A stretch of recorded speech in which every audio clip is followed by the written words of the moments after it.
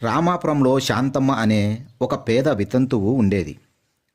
ఆమెకున్న ఆస్తి ఒక చిన్న ఇల్లు.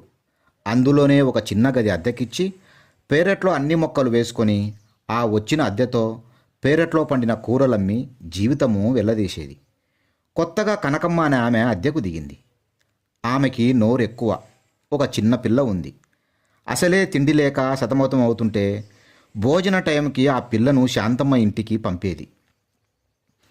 సహజంగా నెమ్మదస్తురాలు, మొహమాటస్తురాలైన శాంతమ్మ చిన్న పిల్లని వదిలి తినలేక అర్ధాకలితో సరిపెట్టుకొని పిల్లకి కూడా పెట్టేది.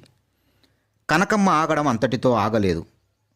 చెట్లకి కొద్దిగా నీరు పోసినట్లు చేసి పండిన కూరలు, పండ్లు, పువ్వులు అన్నీ తనే కోసుకునేది. ఏమైనా అంటే దున్నేవాడిదే భూమి కదా, అందువల్ల చెట్లకి నీరు పోసి పెంచుతున్నాను కాబట్టి పొలం నాదే అనేది. శాంతమ్మ ఏమి చేయాలో తోచక గ్రామాధికారికి మొరపెట్టుకుంది. అసలే దీనస్థితిలో ఉన్న తన పరిస్థితి ఈమె చర్యలతో మరింత హీనమైందని తెలిపింది. గ్రామాధికారి జాలిపడి ఒక ఉపాయం చెప్పాడు. ఒకనాడు కనకమ్మ తన కూతురు ఎప్పటిలాగే భోజనం చేసిన తర్వాత ఇంటికి ఎంతకీ రాకపోతే వెళ్ళి చూడగా కూతురు చేత పనులు చేయిస్తున్న శాంతమ్మ కనపడింది. కనకమ్మ మండిపడి తన ఇంటికి పంపేయమని కోరగా శాంతమ్మ పంపను, కావాలంటే ఎవరికైనా చెప్పుకోమని అంది.